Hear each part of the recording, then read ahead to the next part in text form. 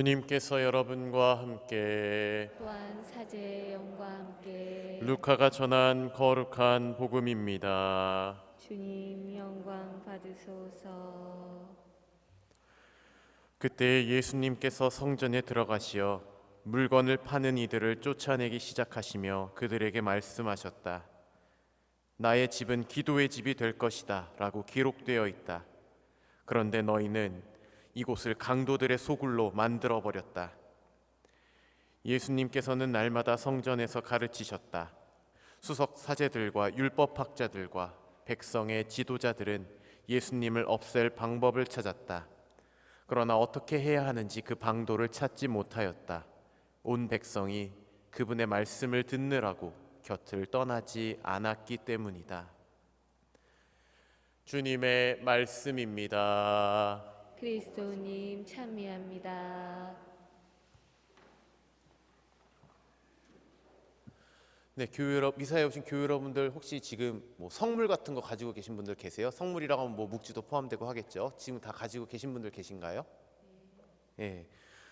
제가 얼마 전에 초록창에다가 가톨릭 성물이라고 이제 검색어를 치고 검색을 해 보았습니다. 그런데 참 놀라웠던 것이 가장 먼저 우리가 생각했을 때 떠올라야 되는 건 뭐 우리가 아는 명동에 있는 그런 성물빵들의 그런 인터넷 사이트가 올라올 거라고 생각을 했는데 막상 이 가톨릭 성물이라고 초록창에 검색을 해보니까 참 다양한 판매처의 성물을 취급하는 사이트들을 보게 되었습니다. 뭐 그 중에서는 뭐 묵주를 수제로 만드는 수제 묵주 전문 뭐 그런 사이트도 있고, 뭐 아니면 뭐 이탈리아에서 성물 직수입하는 전문 뭐 판매처다 뭐 이런 거를 홍보하는 사이트들이 있었습니다. 그것을 보면서 제가 처음 성당에 나왔을 때 성물 구하던 순간들이 떠올랐습니다. 제가 몇 번 말씀드렸지만 저는 이제 고등학생 때 이제 처음 천주교에 입교해서 성당에 나왔었는데, 그때 성물을 구할 수 있는 방법, 가장 손쉬운 방법은 본당에 있는 성물빵, 그리고 조금 더 이제 많이 아시는 분들은 뭐 이제 명동 이제 가톨릭 회관에 가서 이제 성물을 구입하는 게 최선이었습니다. 그때 당시에는 인터넷으로 성물을 구입한다는 것 자체가 생각하기 조금은 어려운 시간이었던 것 같습니다. 어떻게 보면 그렇게 성물이 이렇게 보급이 되는 것이 대중화되어 있지는 않았던 것 같습니다. 그런 순간들을 떠올리면서 이제는 누구나 성물 혹은 묵주라고 검색하면 누구나 인터넷에서 손쉽게 천주교 성물을 구입할 수 있고 구할 수 있다는 점을 보면서 참 한 10몇 년 만에 우리 교회의 성물이 다양한 방식으로 사람들에게 알려지고 있고, 교회에 대한 인식 또한 사람들이 손쉽게 접할 수 있게 되었구나라는 것을 느끼게 되었습니다. 그런데 불현듯 이런 생각도 들었습니다. 아니, 성물이면 어차피 다 같은 성물인데 뭐 이탈리아 거면 어떻고 프랑스 거면 어떻고 뭐 독일 거면 어떻고 우리나라 거면 어떤가, 그게 그렇게 중요한 건가? 라는 질문이 올라왔습니다. 성물이 가지고 있는, 우리가 성물을 지니고 있는 이유, 예수 그리스도를 향한 우리의 신앙을 이어나가고 지켜나가고 성장시키기 위해서 필요한 이 묵주와도 같은 성물이 뭐 굳이 유명한 브랜드에서 만든 것이든 뭐 해외에서 만든 것이든 그게 그렇게 중요한 것일까라는 물음이 올라왔습니다. 오히려 그 성물을 사용하는 우리들의 하느님을 향한 믿음과 간절함을 간직할 수 있으면 그만인 거 아닌가라는 생각이 들면서 불현듯 어떻게 보면은 참 누구나 쉽게 접할 수 있게 되었지만 어떤 면에서는 우리의 신앙을 위한 성물들 안에 경제적인 가치, 상업적인 가치들이 반영되어 있는 것은 아닌지 돌아보게 되었습니다. 예수님께서 오늘 복음에서 처음 성전에 가시면서 비슷한 마음이 드셨던 것 같습니다.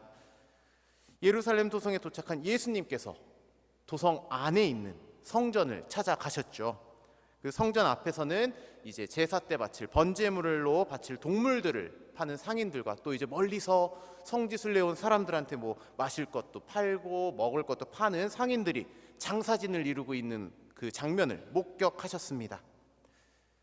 성전에 찾아오는 사람들이 가장 먼저 하느님이 계신 곳으로 내 시선이 향해야 되는데, 시선이 향하는 곳은 어떤 제물을 바쳐야 될지 고르고 있는 곳, 아니면 지금 목이 마른 나 자신에게 먼저 시선이 향하고 있는 광경이 펼쳐져 있는 것이죠. 이 광경을 본 예수님께서 물건을 파는 사람들 쫓아내시며 이렇게 말씀하십니다. 나의 집은 기도의 집이 될 것이다. 그런데 너희는 이곳을 강도들의 소굴로 만들어버렸다. 하느님께서 계신 곳에서 하느님을 만나기 위해 찾아왔는데, 하느님을 만나러 가는 길에 하느님을 향한 내 마음을 정리하고 내 마음을 다잡는 길이 되어야 하는데, 하느님이 아닌 다른 것들을 신경 쓰는 길이 되어 있는 것을 보시고 마음 아파하셨던 예수님의 모습이 오늘 복음을 통해 우리에게 전해집니다. 제가 앞에서도 말씀드린 것처럼 오늘날 우리가 어디에서나 쉽게 성물을 구입할 수 있고, 또 많은 사람들이 그렇게 손쉽게 우리 성물에 대해서 관심을 가질 수 있다는 것은 우리 교회에 대한 관심이 늘어나는 것이기 때문에 긍정적인 시선으로 바라볼 수도 있을 것입니다. 하지만 예수님을 따르는 우리들에게 있어서 중요한 사실은, 우리 신앙의 중요한 본질은 하느님을 향한 나의 마음과 믿음, 나의 간절한 의지, 나의 시선이 되어야 한다는 점을 적어도 우리 그리스도인들은 잊어서는 안 될 것입니다.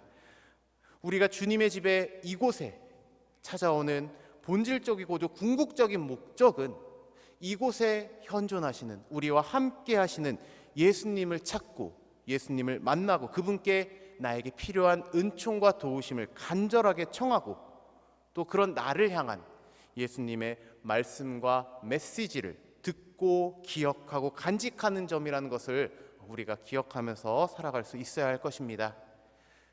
우리가 이곳 기도하는 집인 교회에 찾아오는 본질이 무엇인지를 기억하면서 오늘 하루 지내길 청하며 이 미사 봉헌하도록 합시다.